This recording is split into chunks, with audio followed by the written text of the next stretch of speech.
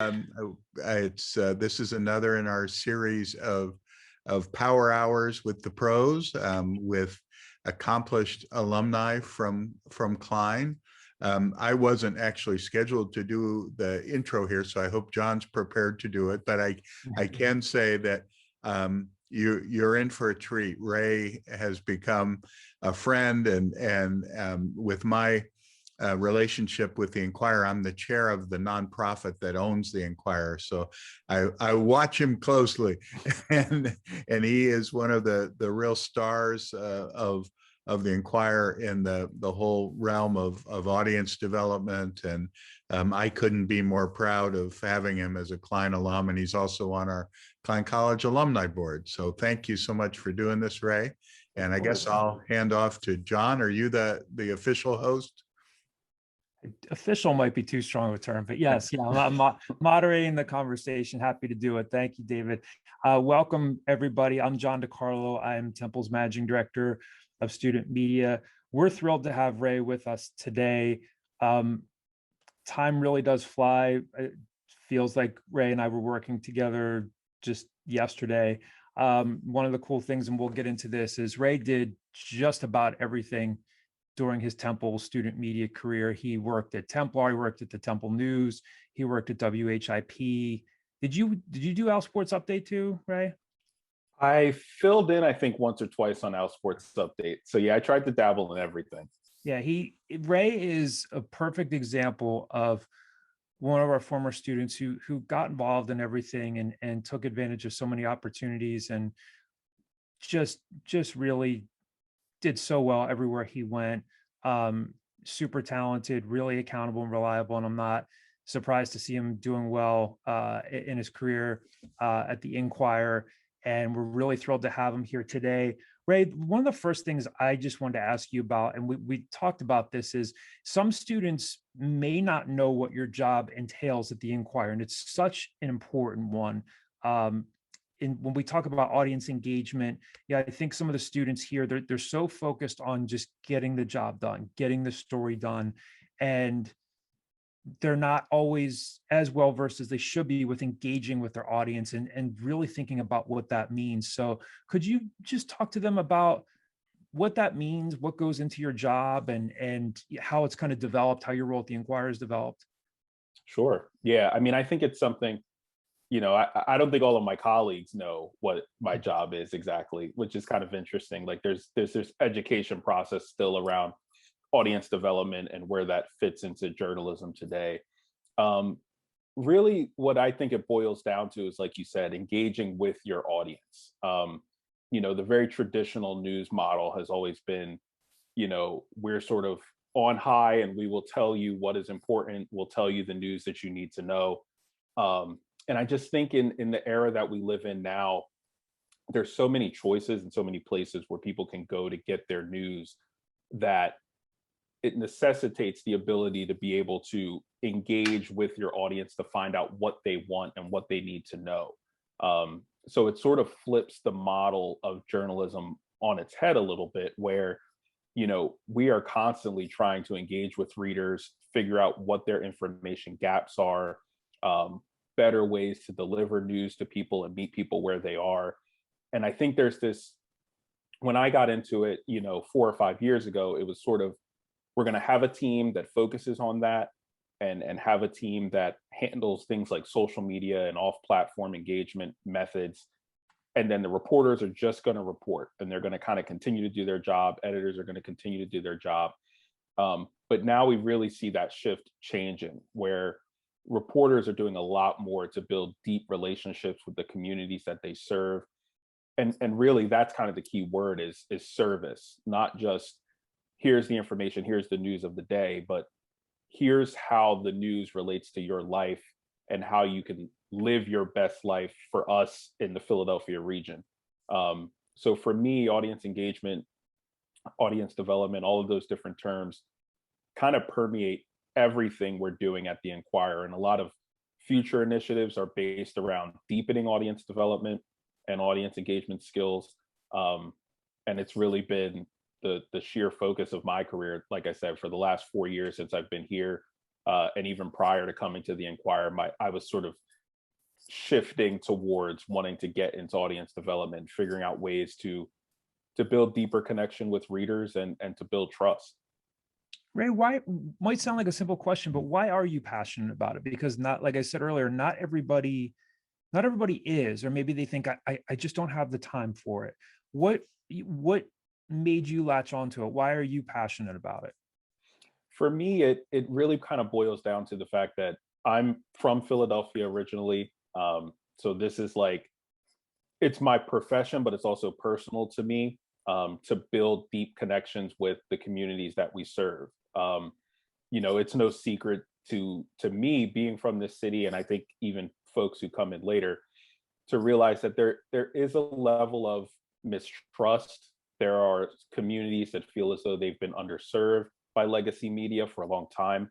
And I think we're in an era right now where it's kind of incumbent upon journalism to survive, to build trust with readerships and to repair that trust. I don't think we can lean on, our name and our 190-year legacy anymore and expect people to just read the Inquirer because we're the Inquirer.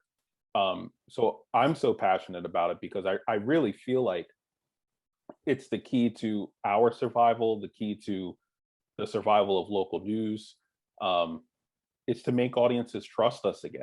And I think to do that, we have to repair some wounds that have developed over a long period of time. And so that's kind of what drives me every day, is to figure out, how can I make every community, every person in Philadelphia and the surrounding region feel like, to live their best life in this region, they have to check the Inquirer. They have to subscribe to our morning newsletter, follow us on Instagram. How do I make that connection? That's kind of the challenge that I enjoy trying to solve. And just to let everybody know, I have a few more questions to get us started here, and then I'll certainly turn things over to the rest of you. And feel free to jump in and ask Ray whatever you want. Ray, we do have some Temple students in attendance here, and like I said, you did virtually everything during your Temple career, and I was hoping maybe you could share with our students here just what that was like, what some of the memorable experiences were for you, and even just reaching that far back, like why you wanted to get involved in student media when you got to college. Yeah. That goes all the way back to just like trying to pick college to go to. Temple stood out to me because of its student media. When I was looking at schools, I knew that was something I wanted to jump into. And what really appealed beyond not having to leave my hometown was also the fact that, Temple felt like it was in the heart of news, and the news that was going on in the city felt like it impacted the school and vice versa. And I felt like if I could do storytelling the right way at Temple, then I could do it on a professional level as well. And so that's really what inspired me to go there in the first place. And then, I just kind of dove in. Like, you had mentioned in the intro that I joined the Templar when I was here. Like, that was the first student media that I went to an information session about. And at least when I was there, you might not look at the yearbook as a form of journalism and media, but for me, it was just this creative way to storytell. And so I tried to just dive into everything. I think I ultimately kind of fell in love with WHIP the most. I really love radio. Podcasting is something that I'm really still passionate about and try to do on the side as much as possible. So I really fell in love with that. But I felt like Temple kind of gave me just this well-rounded opportunity to try everything. Like, the barrier to entry felt so low. I could go to an information session, volunteer here. Like I said, I filled in on different forms of student media, built great relationships with folks in the sports information department. So it was just an opportunity for me to learn so many different sides of the industry in a 4-year window. And then that was on top of classes, which were very involved. So I took a lot away from just being able to try things, being able to, more importantly, maybe find out the things I didn't want to do, fail a little bit, mess up here, realize, okay, I don't like reading off a teleprompter, so I'm gonna shift away from that a little bit. Just that opportunity, the different things that I was able to dabble in, really kind of focused my interest by the time I was ready to graduate. Ray, one of the things that I think a lot of your fellow students used to say about you and would still say today is, in your student media positions, you're a great leader. And it's not always easy to learn that. I talk to our students today and say, your talent's going to get you in the door. And then when you get to some of these director or manager positions, it's really about motivating your fellow students and colleagues to get a job done when everybody has so many other things going on. What advice could you give our students today about like just the leadership piece of things in student media? Because everyone is busy and it just gets crazier and crazier. And I think that's maybe the piece that sometimes it takes a while for that to come around for them. How did you manage that? How did you become a good leader during your time at Temple? Yeah, I hope I was a good leader when I was at Temple. I think I have a much better understanding of what leadership entails now. And I think the positions I had at Temple kind of let me do that, like running the sports department at WHIP for a while, helped me kind of realize, I look at it like everything changes. The way that you measure success changes when you're a leader, and it's not based off of just what you do and what you control. It's, can I develop this person's skill set? Can I motivate this person? Can I understand, the differences between the two, and maybe who needs to be pushed and who needs me to sit back a little bit, and just listen. And so that's a big part of it, is just kind of understanding, you have to have skills with people, and it's a completely different mindset. I think one of the issues that legacy journalism has a lot of times is you have reporters who are really great reporters and great storytellers, and then we make them editors because they're great reporters, but those are completely different skill sets. So I think the first advice I would kind of give is really understand what you want and what you're excited about. Like, I like being a leader in my newsroom because I like that feeling of teaching someone something, or helping them realize a goal that they have, or figuring out, how to navigate an issue that they're having. I just like that feeling.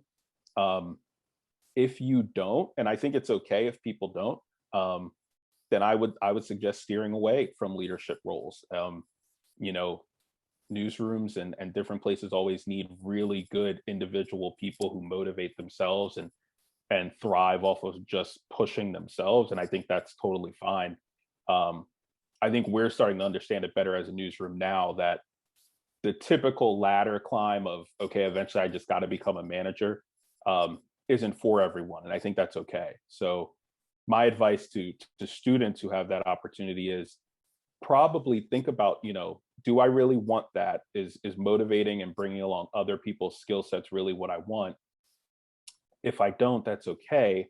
But also realize that maybe college is the opportunity to find out if that's what you want.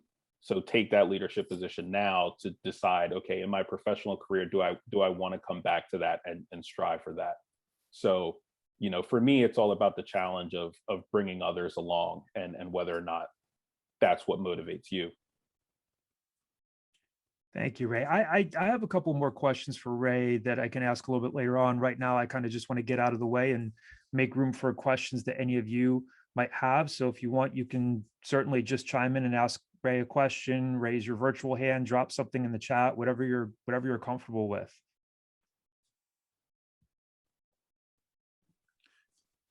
I'll start just to ask Ray.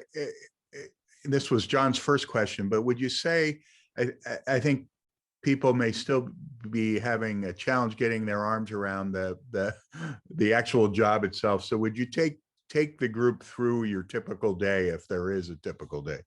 Sure. Yeah, every day is definitely a little bit different.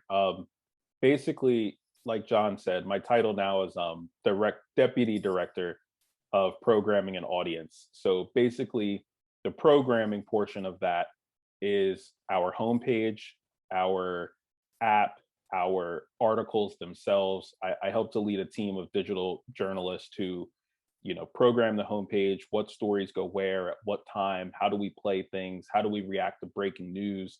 We've realized at the Inquirer that we have a nice portion of our audience that comes directly to our homepage. And a lot of websites are not fortunate in that regard.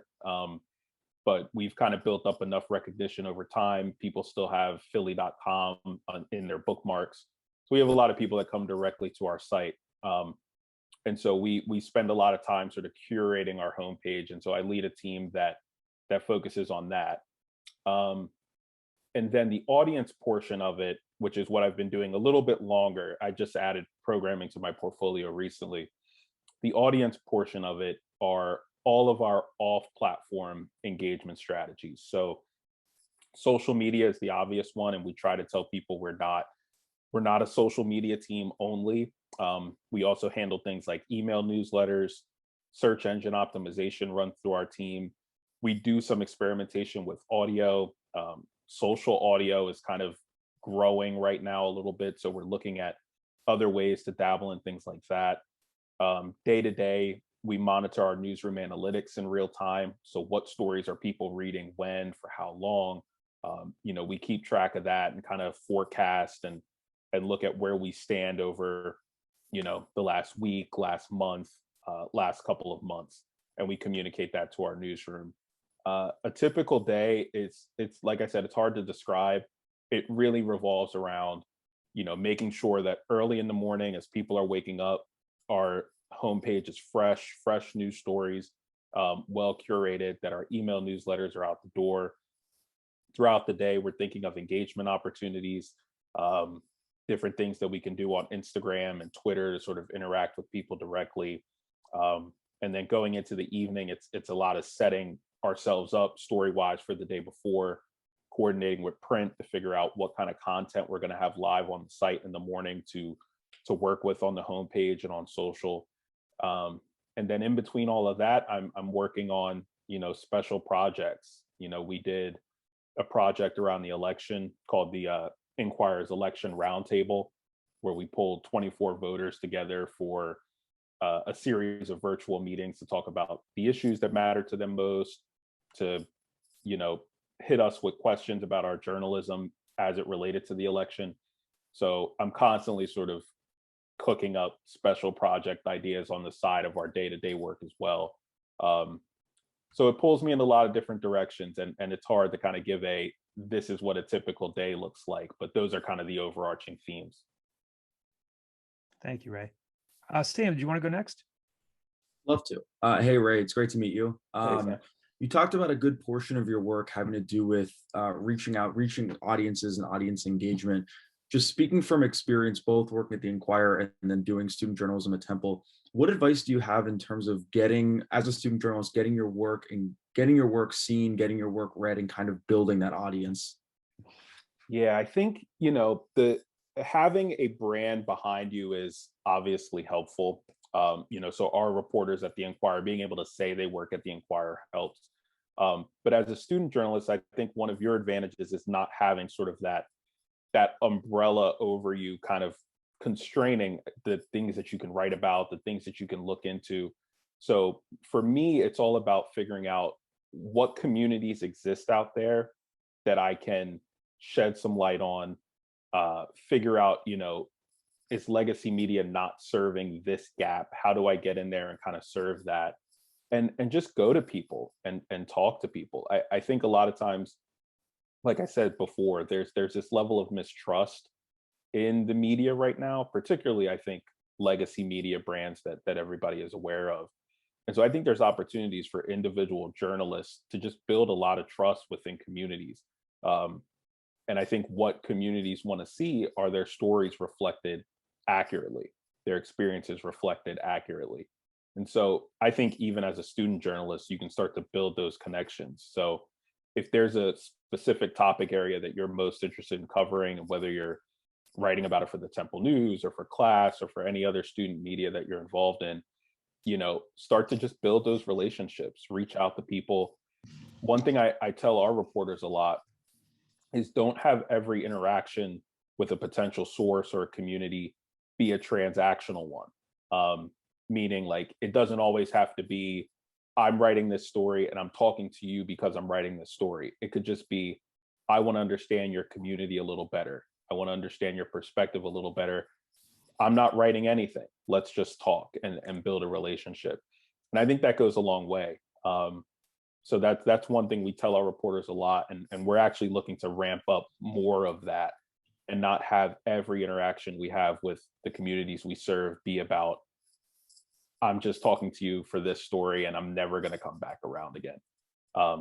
So that's a lot, but that's kind of the way I approach sort of building relationships with communities. I appreciate it. Yeah. Thank you, Ray. Kevin, we'll go to you next. Thanks, John. Very good evening, and thanks for being with us. Kevin Yeah. Nadolski. I'm a Temple journalism grad from 1989, way back when. But my career and trajectory has taken all kinds of different twists and turns. Presently, I'm actually I work at DeSales University near Allentown, Pennsylvania. I'm a vice president here and also a professor of education. And one of the areas that I've really focused on with my students and even in terms of my own research has been the intersection of journalism with social justice. And one of the things that attracted me to participate tonight was when I saw the expression sustainable journalism in the title. And I guess I'd be interested to hear one, what you understand sustainable journalism to be, number one, and number two is how does such a field or a focus of our great craft and profession, how does that advance justice in communities, both local, national, and international for that matter? Yeah, that's a great question. I guess I'll start with the point about sustainable journalism. I mean, to me, what that comes back to is sort of like what I said before. We have to know what people want and what people need in terms of their information. And we have to be thinking about how do we meet people where they are? How do we serve news to them in a way that is digestible? We can get away from the 1,000+ word story and maybe give someone bite-sized bulleted information kind of quickly, thinking about alternative story forms and delivering news via audio and making things more accessible.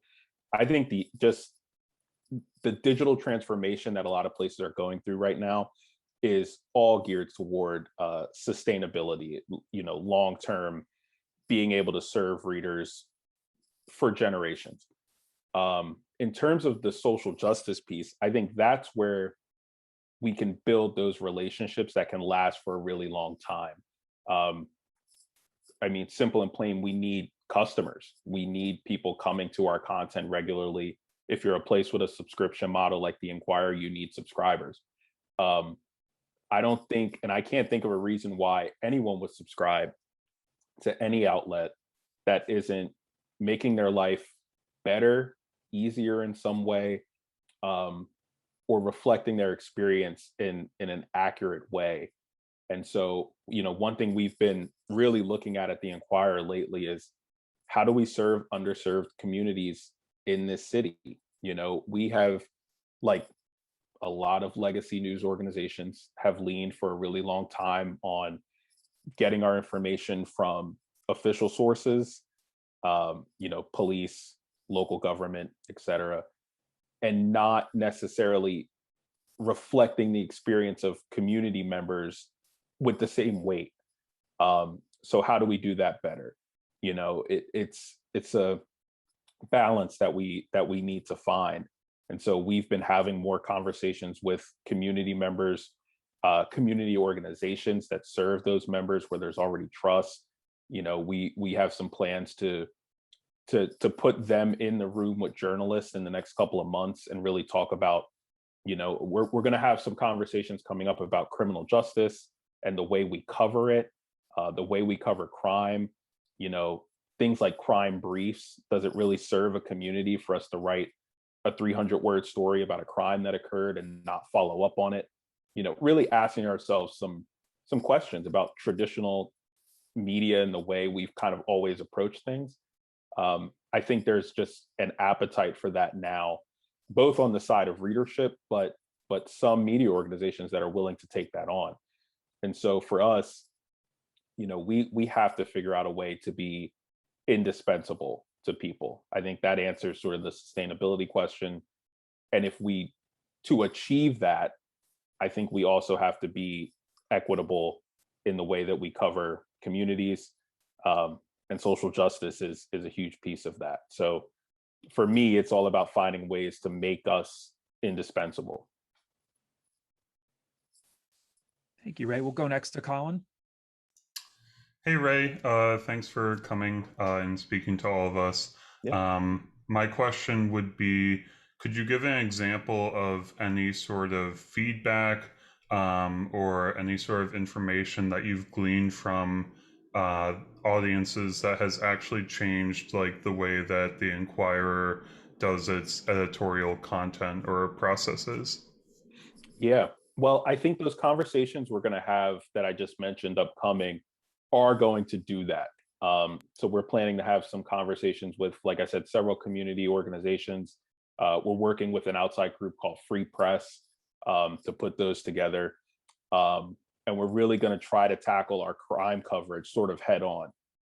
And I think that's going to have a major impact on the way that we approach our editorial processes, especially around, like I mentioned, crime briefs and that struggle of, we get information, a crime has occurred. Do we cover this? If we cover that, does that mean we have to also cover this one? And there gets into all of these different dynamics and imbalances that end up really not serving communities all that well. So I think in the next couple of months, you're going to see some tangible change on that front specifically. We've taken on approaches from feedback that we got around our obituaries recently. We just started a project a couple months ago, late 2020, with a group called the Philadelphia Obituary Project, where they write obituaries that are a little bit non-traditional for media organizations. We typically do obituaries when it's someone with a certain level of fame who passes away. And they're telling stories about, everyday people who, are just missing from their community, whose lives are missed in their community, that we typically don't get to. So they're filling our pages with pieces like that. And I mentioned that project that I led in the fall around the election roundtable, where we brought voters together for 6 virtual meetings. We did that between September, and then we had one after Election Day. They challenged us left and right on our coverage. They asked, why don't we cover these local races as closely as the presidential? Why, tell us the difference between an editorial, an endorsement, an op-ed, and a news piece, and that ended up sort of giving us a lot of different lanes that we were able to go down in our coverage, just based off of the fact that voters directly were telling us, I don't know this piece of information, can you figure it out for me? So little things like that are very tangible. And then we think about, on the audience team specifically, all of our platforms as storytelling devices in and of themselves. So we spent a lot of 2020 kind of unpacking a lot of our stories on Instagram, turning that into sort of a storytelling vehicle with information on how to vote, how to live safely in a pandemic.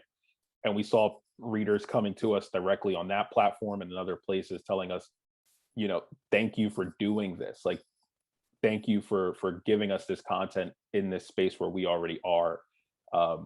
So a lot of that kind of feedback sort of changes our approach really on a daily, weekly sort of cadence, where we're just kind of reading and reacting to what people want. But I think you'll see some initiatives from the Inquirer in 2021 that are going to be directly related to getting reader feedback and then pivoting based on that. And I think crime coverage will kind of be a stark one that you see, but I think equity across the board is going to be really important for us this year.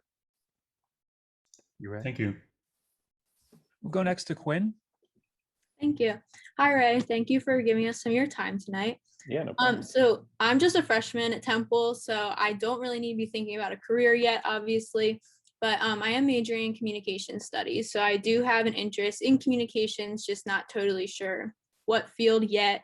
But I want to know what you think most helped you at Temple to kickstart your career and get your position at the Inquirer after graduation.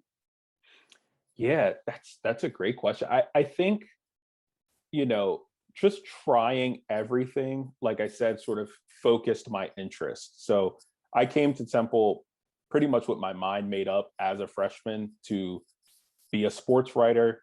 I was like, I'm gonna write for the Temple News. I'm gonna, cut my teeth there, and then I'm gonna move on to a newspaper and be a sports writer. That was what I wanted to do since I was like 12 years old. And I just got there and started trying different things. And what it really made me realize was I like writing, but I also like strategy. Like I like figuring out, how do I get more eyeballs on this story? How do I unpack this story on social media and like make it relevant there? And then when I went over to WHIP and started doing stuff there, I sort of fell in love with audio. And so I started diving into podcasting and things like that.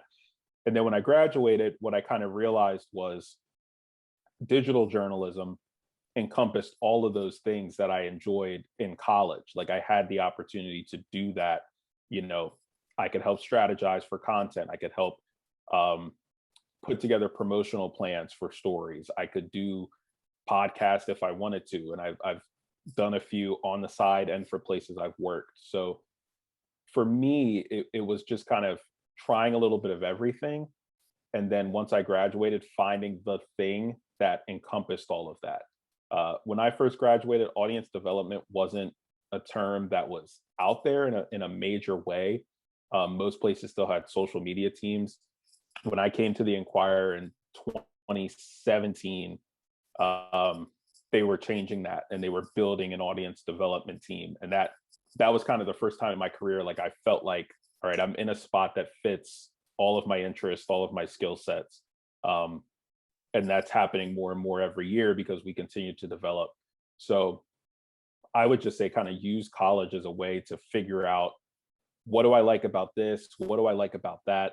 And the thing about communications is that the industry changes so fast that there's going to be jobs when you graduate that don't exist right now. So I would focus almost more, especially as a freshman, I would focus almost more on what are the tangible skills that I like to do? What are the things that I like to hone? And then by the time you graduate, there might be a brand new profession that just encompasses all of those things. That's what kind of ended up happening for me. And I feel like because of the rise of digital transformations for so many places, that's happening at even faster rate now. Awesome. Thank you. Yeah. Ray, I wanted to ask you about podcasts. There's, so many students are doing them now. So many people are doing them, period. And there's that joke that everybody thinks they can do a podcast, and they take so many different, forms and Sam Cohen, one of our students who's in attendance here, kickstarted our podcasting department, made an official department at WHIP. What advice would you give to students when it comes to putting together a podcast, putting one to not to overuse the term, but to make it sustainable, something that they can sustain, maybe make it sustainable for another student to take over when they leave? Because I think a lot of students say, I'm going to do this, I'm going to put something up on SoundCloud and great, but it takes time, it takes development. What's your advice to them for podcasts? Yeah, I think, podcasts are tough because like you said, everyone is doing them. I think a lot of media organizations do them and don't particularly do them incredibly well. They just kind of do them because they want to have a podcast. My best advice is to just dive in, to start doing it, but don't forget about all of the things that go around a podcast that make it successful. Like I said, I've done some on the side just with friends, and even to this day still have like podcast ideas that I haven't done yet that I text with my friends about all the time. But what we end up talking about more than anything now is how would we promote it if we did it? Like, what sort of graphic treatments do we need to like get this thing to take off on social? And, what is our strategy in terms of guests? And do we want to do a narrative podcast, or do we want something that's sort of like episodic? Really thinking about more than just, okay, this is the mic I need and I'm just going to talk into this thing and kind of go. I think it needs a lot of strategy behind it.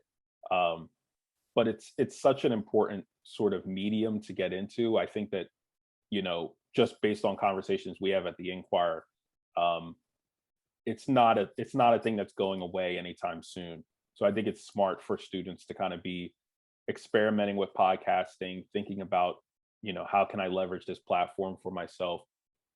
But I would just be intentional about the strategy before launching anything. Really think about, what do I enjoy listening to? What keeps my attention? And then trying to incorporate those kind of things into a podcast.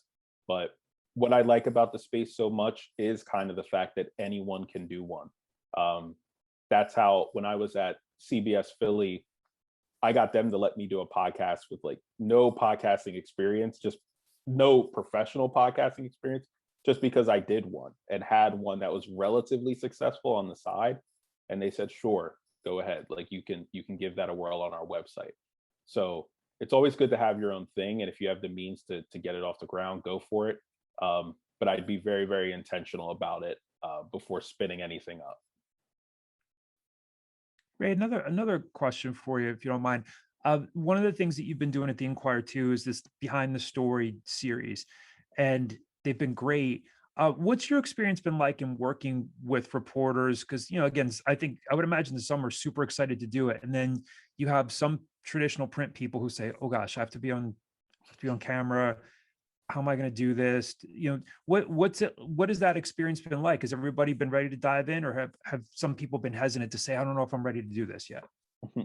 Yeah, it's definitely a mixture of those two things. For anybody not familiar with it, Behind the Story is a social video series we do at the Inquirer. So you can see it on like our Instagram account, Twitter, Facebook, YouTube. We do these short videos where we kind of just go behind the story with a reporter who covered something, or they might talk about their beat in general. And we typically just ask them a couple questions and really kind of, like I said, build that trust with the audience, put a face to the name, allow people to sort of see these are regular people who live in your communities, who send their kids to the same schools you do, and who are passionate about the region. So we do this social video series called Behind the Story, as well as in our Sunday edition of the Inquirer morning newsletter, there's a written version of Behind the Story that one of my colleagues does there with our reporters. And like I said, it's sort of a mixture. I think regardless of how comfortable they are with like doing a video interview, I think what they all really enjoy is being able to explain a little deeper why they're passionate about the work they do, why they got into journalism, how they've gotten a story, like the steps that it takes to get that source that was a little bit difficult, or the travel that it took to tell a particular story. We've had a lot of interesting interviews in the last couple Behind the Stories that we've done.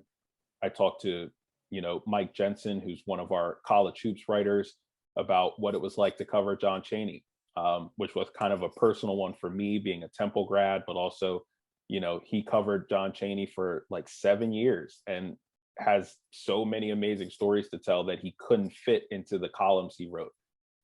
So we were able to expand a little bit on that and Behind the Story. We talked to one of our politics reporters, Julia Taruso, who was in Washington on the day of the Capitol insurrection. It was just outside of the Capitol, and that was a really interesting story. And she talked about how, she started off her day, she got on the bus with some Trump supporters and drove from Harrisburg down to DC, and just was able to expand on like what it was like to be in that crowd and then on that bus going home. And it were things that she could not fit into her story.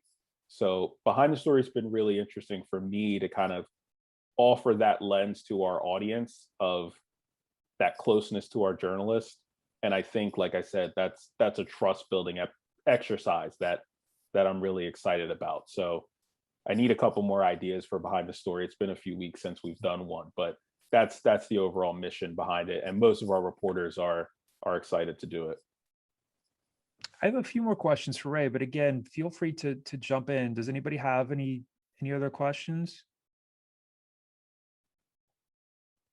Ray, one of the things that this is probably a simpler question, but one of the things that I think about is, I mean, obviously things are tense, things are polarized, things are hard right now. And I think some reporters might say, I think I might be burnt out on engaging with anybody right now on social media. I could be trolled, I could be harassed. And some people just think it's, as much as I'd like to, I don't want to engage with people right now because it's a tense world right now. You, on the other hand, have to do that with the election project, with so many things you're doing. Might sound like a simple question, but what has it been like to do your job over the past year with just so many difficult, polarizing, tough things going on? Yeah, it has been difficult. You know, I tell people all the time, I work in social media spaces, but I don't spend a lot of time on social when I'm not working. You know, for my own sanity, I try to like separate that as much as possible. But I think what it's encouraged me to do more of is not rely on social media to talk to people. I think polarizing topics get amplified on social media. I think there's opportunities to sit people down and have real conversations and figure out, you know, how do we get a smaller group together, one where it's not, I mean, for lack of a better term, one that doesn't get overrun by trolling, and just have an opportunity to talk to people. That's why I was so excited to do the election roundtable project, because we took 24 voters from across the state, Republicans, Democrats, independents, libertarians, and put them in a virtual room together 6 times. And the one thing they all expressed, despite the fact that they had a lot of ideological differences, the one thing they all expressed was the fact that they wanted to have cordial conversations with people that don't agree with them, people who have different life experiences than them, different viewpoints than them, and try to come away with a sense of understanding. And I think that attitude exists, like in a very serious way. I think social media can be a difficult space to sort of pull that out. And so what I'm really focused on now is sort of thinking about ways to not rely so much on social media to make those connections, but to put people in a room, you know, if it's virtual, for as long as it's virtual, so be it, but to also physically put people in spaces together to talk, to put our journalists in rooms with community organizations, and, you know, to host speaker series, or get, you know, block captains in the room with editors to talk about stories, or even local journalists and local bloggers to get them in the room with our content creators. I think there's just opportunities to bring people together that doesn't rely on, let me prove my point is right and your point is wrong. And I think that's what a lot of social media sort of becomes. I think there really is a desire for some people, not for all, to understand viewpoints that aren't their own. And that's really what kind of fueled me in 2020, was just figuring out a way to make those genuine connections. Ray, just to follow up on that, I mean, it sounds like obviously you guys have been able to accomplish a lot during a time where you obviously can't physically gather a bunch of people in a room, and there might be some natural barriers there. Even with some users might say, I don't have Zoom, I don't want to use Zoom, but it still sounds like you've been able to reach a lot of people. Have you been able to do more than you expected during this time? Yeah, we kind of have. I mean, I think we were flexible. You know, the roundtable idea specifically, I never envisioned that being virtual. My original plan was to do in-person sessions. You know, I remember right before we got sent home at the beginning of the pandemic, I was putting together like budgets. Like I was like, I'm going to need a bus that can get people from like different corners of the state to the Inquirer offices, and thinking about hotel budgets and things. And that kind of all went out the window. I think in a weird way, having to be virtual sort of made it easier to gather people. You we were able to spin up the roundtable very easily. We've done a series of live conversations called Inquirer Live that we've been able to offer to our audience, and have had guests from the outside as well as our own journalists for a lot of live conversations and Q&A sessions. We're doing one, a colleague on my team is doing a live Q&A later this week, in fact, with 4 of our journalists to kind of talk about where we are 1 year into the pandemic, what things are looking like moving forward. And, we're going to offer that to our entire audience. So there are things that I think being virtual has kind of allowed us to do in an easier way. So we've been able to get a lot done because, we're just using the medium that we have to its fullest extent. Ray, as you know, Klein faculty, staff, and students just led a diversity and inclusion audit at the Inquirer.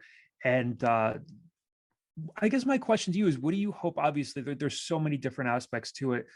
What do you hope comes from it as someone who works at the Inquirer and again is really engaging with people, engaging with readers, engaging with reporters? I mean, you touch so many different areas of the media outlet, of the whole operation. What do you hope comes from it?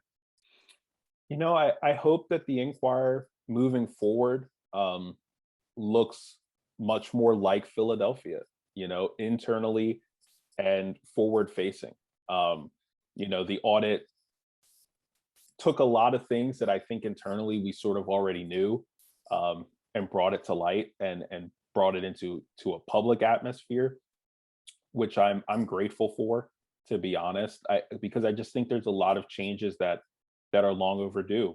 And 2020 sort of brought this racial reckoning upon the country, and that's been reflected in a lot of media organizations as well. So for the Inquirer, I hope that it pushes us into a direction of thinking about how do we reflect everyone's experience accurately? How do we serve all communities across the Inquirer, not just communities that can afford a subscription, can afford to donate? How do we serve everyone? And how do we become indispensable to everyone and build trust with everyone? Because quite frankly, we have to grow our audience, and every local media organization has that same mandate. And it doesn't make sense to alienate portions of your audience. Like, there's a moral reason why we have to do it. There's also a very compelling business reason why we have to become more equitable and inclusive in our coverage. And so I hope it's just the start of a long process for us to get there. We've done a lot of work around DEI at the Inquirer, both in terms of our content, but also our internal, the way that we process things and work together. And we have a long way to go. But I think the audit is something that just kind of put it in our face that we have to continue the work. It can be tiring at times because you're breaking a lot of old habits and establishing new ones. But like I said, I think for our long-term survival and to serve Philadelphia the way that we should, to fulfill our responsibility to the region that we cover, I think we have to do it.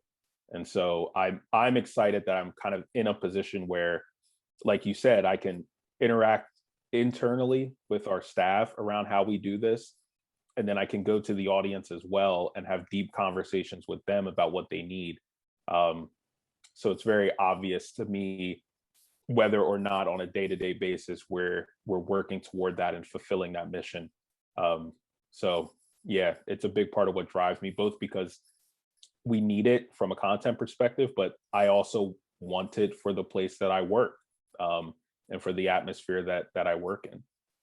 Ray, how much have you gotten feedback from readers or from your audience, like about the audit? Do you find like people know about it, or people saying to you, I'm glad the Inquirer is doing this? Or do you think that your readers and your audience have still kind of been slow to come around on what that is? Do you feel like they've known about it and have given you any feedback about it? I think the general readership is a little slower to be aware of it and to critique us on it. I mean, we covered the audit, like the fact that we did it. So I think our regular readership is aware of it. We haven't gotten as much feedback specifically on the audit from regular readers. We've gotten that more from, journalism organizations, our own journalists internally. That's who we more hear that from. And I think that makes sense. Our audience more reacts to sort of tangible things they see in our coverage. So we have told stories over the last couple of months that people have thanked us for telling, that traditionally maybe we wouldn't have approached in that same way. And I think there's an appetite now to do more of that sort of work because of that. We also have other initiatives we're looking to get off the ground in the next couple of months that I think will connect with our communities in a lot deeper way. And I'm hoping for positive feedback on things like that. And one thing that people might have noticed is recently we turned off commenting on most of Inquirer.com. We left it on for like sports articles, but most of Inquirer.com we've turned off our comments, mostly because that atmosphere had become a little toxic, and that's not rare. That's a lot of media websites have seen that. It didn't feel like an inclusive space or an equitable space, and so we walked away from commenting, and that was kind of like a 50-50 reaction split, where some people were not pleased about that, but we had people who sent us messages thanking us. One that stood out to me was a reader who said, I never felt welcome on Inquirer.com because of the tone of the comments, and now that you guys have taken this step, I'm going to subscribe. So there's a give and take to every decision, but I think for us, we just want to be able to sort of sleep at night and live with sort of the community that we're creating online for people. Sam, go ahead. Yeah, I just have a quick question about that. You mentioned how somehow is kind of a 50-50 split on the reaction to turning off comments. How does that make your job harder of growing engagement and engaging with the community that you serve if those people aren't able to interact specifically on the site?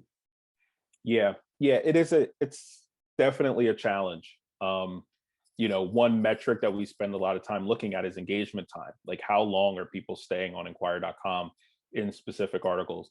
And that has taken a dip by not having comments naturally, because people would scroll through, even if they weren't commenting, just to read what was going on there. I think for us, and what my team is really focused on, is how do we create other spaces for high quality comments and conversation to take place. So, we might not put a comment section at the bottom of an article, but if we want reader feedback, we'll tell a reporter, we have a platform called Curious Philly that we can embed and have people ask questions of us, of the journalists, and we can chase down answers.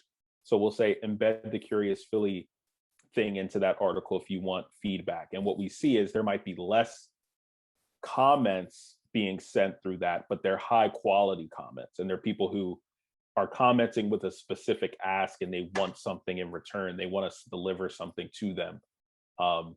And that's the sort of back and forth interaction that we want and that we value a little bit higher. We also do very tangible things like on social media.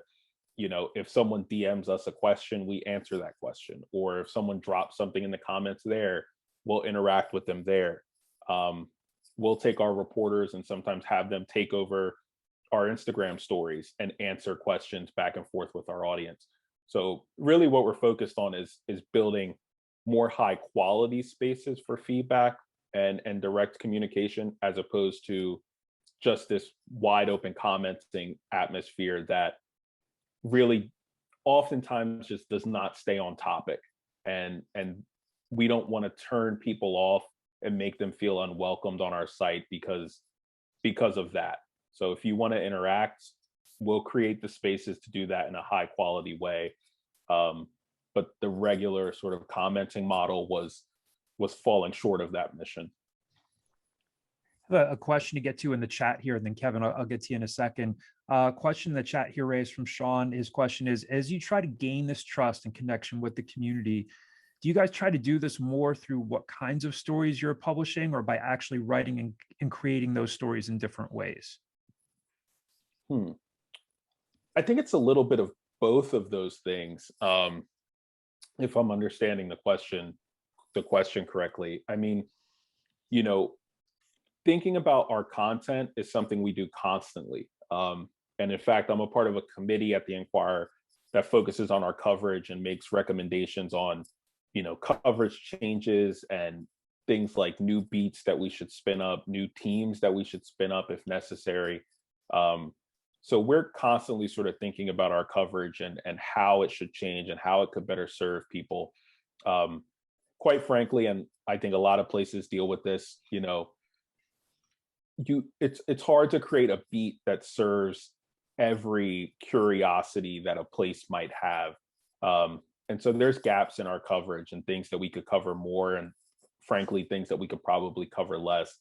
But we definitely think a lot about, is our coverage serving people the way it should? And that's why I brought up the example earlier of crime briefs, you know, which are basically 300-word articles on an incident that took place, which sometimes may or may not have a follow-up to it. So yeah, we definitely think about the types of stories we're telling and how we're telling them. But I also think the way we approach a story in and of itself is also a part of that conversation. And are we doing it in a way that is sort of equitable and that feels like we're writing for audiences, not just about them? You know, we talk about that a lot around our food coverage sometimes. Like, you know, you'll read a food article sometimes and it'll be talking about a specific culture and their cuisine. And I'm not saying we do this all the time. I see this in a lot of food coverage across the country. It'll be talking about a specific culture and their cuisine, and it might go on and on, sort of explaining like this dish and what's in it and how, you know, what it all means, because you're writing for this assumed audience that you think doesn't understand that dish, wouldn't understand that culture and their cuisine. So we have to like over explain what it is. And what ends up happening is some communities read that and they feel like, okay, this article isn't for me. Like this is something that is obvious to me and that I know very well. And that sort of attitude kind of permeates into other areas of coverage as well. When you start over explaining the aspects of one community and not doing that with others, it kind of becomes apparent like who your imagined reader might be. And so we think about things like that all the time and have conversations about, you know, how is this piece of content going to be perceived? What is the point of view that we're writing from? And should it be that? You know, there are so many conversations around things like that. But I think building trust for us, the way we're going to get there is to constantly be challenging ourselves in that way and asking ourselves that question, those questions repeatedly. And making sure that over time our coverage, we start to learn lessons and our coverage starts to reflect the answers to those questions. Kevin, do you want to ask your question? Sure. Thanks for the opportunity to ask a second question. One thing that I guess is just a concern for me, not only as a now educator, but just as a citizen, is the crisis of the truth. That you know, it seems to me in recent years, for obvious reasons, the truth has become optional, and you know, a good number of young people with whom I engage, obviously college students who are not you know, media savvy. They might be social media savvy in terms of the apps, but I guess I just have grave concerns that we have a generation of citizens, you know, here in North America, in the States for sure, that think that truth is optional. And I guess I'm just wondering, and again, maybe this is too esoteric, so I do apologize, but the extent to which, you know, you as a professional journalist and you and your colleagues, the Inquirer, are wrestling with that epistemological crisis that we're in, you know, that the truth is optional, and that we as truth tellers have a real responsibility to steep, to form, to provide a spine for a generation that the truth matters, and that when it's threatened, you know, Washington Post, democracy dies in darkness, right? You know, I mean, so I guess I'm just, you know, I just put that out there, you know, as more as a grave concern than a question, but it seems to me that your area of responsibility at the Inquirer is the area that would address that concern. Yeah. I mean, for us, that's why I focus so much on figuring out ways to directly have conversations with people, ways to educate people on our workflows, on our practices, how we get stories. I think part of the reason why so many people think that truth is optional is because there's so many notions and assumptions about how journalism works and how media organizations get stories and what the motivations are behind the stories that they tell, that I think people kind of fill in the gaps with these ideas that, oh, you know, this media organization can just make up whatever facts they want and put it out there. And I think that it's sort of incumbent upon us as media organizations to tell people and to re-educate people on our processes and the way that things work, because I think that the days are over of people just sort of understanding how our profession operates. I think that's completely sort of gone out the window. And I enjoy sort of telling people about the nitty-gritty of our profession, about what our reporters go through to tell a story, how our opinion department operates, because I think there's a lot of confusion between, you know, opinion departments and the news report, and people who think, you know, our opinion writers and our columnists are kind of just pulling stuff out of the air, when that's quite the contrary. They do a ton of reporting to be able to then form their take. So I just think there's a lot of media literacy that could happen. And I think for a long time, some media organizations have pushed back on the idea that we should be the ones educating people on the way we do our job and the way that media works. That our job is that we should not be the story, you know. But I think more and more we have to do that work, because I think that's ultimately what's going to build trust. You know, one of the moments that stuck with me most from the Roundtable Project was we were talking to the voters, and we had our opinion editor come in for one of the sessions and talk about her job and what she does. Erica Palin, she's a Temple graduate as well, actually. She came in and talked about the opinion department and what they do and endorsements. And after the session, one of the voters came up to me and said, you know, my friends never read the Inquirer. They think it leans too far in this direction on the political spectrum. They would never touch the Inquirer. I'm going to go back to them and tell them everything I learned tonight.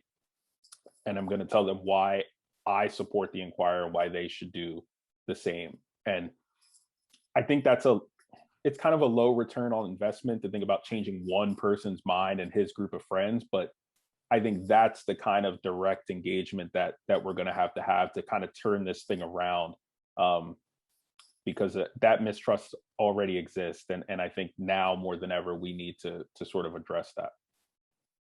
Keep up the good work there, friend. Ray, I know it's a couple minutes past 6:30. Do you have time for one more question? Yeah, absolutely. Thank you. I appreciate it. And thanks for doing this again. This has been great. One of the cool things we haven't touched on yet is last year you were named the Lenfest Constellation News Leadership Initiative Fellow. And I was hoping you could talk about that and what that means to you and what goes into that. Yeah.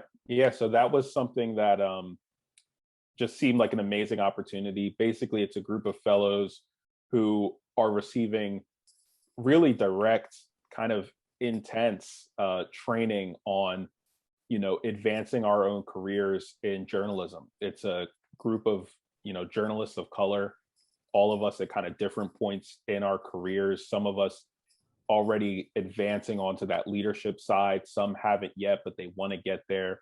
And we've had guest speakers from all across the country, from different outlets, kind of come in and teach us about, you know, the business side of media, the side that we might not often get to touch all the time.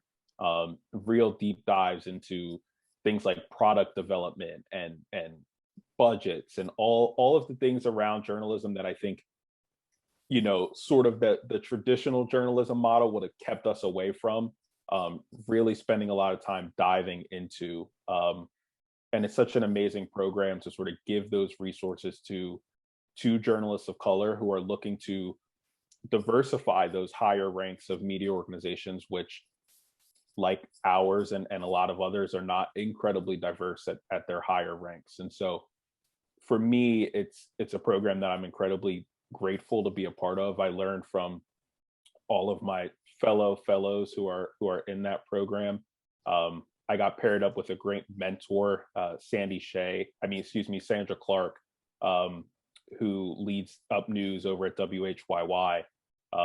So she can teach me so much, and she actually used to work at the Inquirer. So we kind of have that dialogue back and forth about the inner workings there. It's a really thorough and amazing program, and it's something that I'm proud to be a part of the inaugural group of fellows, and I'm really grateful for the Lenfest Institute for bringing me in for that. So it actually wraps up, I believe, in April. So I'm going to miss sort of my one-on-one conversations with Sandy, but you know, it's something where I've learned a ton of lessons over the last 6 months. Ray, thanks so much for spending time with us tonight. This has been awesome. It's been incredible. It's just been awesome to see your career take off, and we really sincerely appreciate you spending time with us tonight. And thank you to all of you for being here with us, and stay tuned for some more Power Hours coming up. But thanks, Ray. We really loved this, really enjoyed this. Have a wonderful night. Yeah, my pleasure. Thanks, everybody. Thanks, Thank you, everybody. Ray. Thank you, Ray. Thank you, Ray. Thank you. Thank Good you. jo- Good job, John. Thank you. Ray got great comments in the chat if you have a minute to take a look. Oh, nice. Thanks, Ray. That was awesome. Yeah. Yeah, no problem. Yeah, it was my pleasure, guys. Fantastic. Really enjoyed it. All right, have a good night, everybody. Thanks, Ray. I appreciate Yeah, it. everybody. Thanks, All Ray. right. I'll stay on, Ray, if you want to look at the comments. Cool. Yeah, I'll scan through them really quick. Okay. I know you weren't sort of looking as you were talking, so I thought, Yeah, I saw the number rising up on them. I was like, I wonder what people are saying. Hey, Jesse. Yeah, these are really awesome. Yeah. Wow. Yeah, that was great. Jesse, do you have a question? No. Gone. He writes for us. He actually is on the cross country team at Temple, and he writes for the Temple News. Oh, Does nice. he? Yeah. Yeah, He- he's good. He's a good He kid. emails us all the time. Oh, let me stop the recording. He emails us all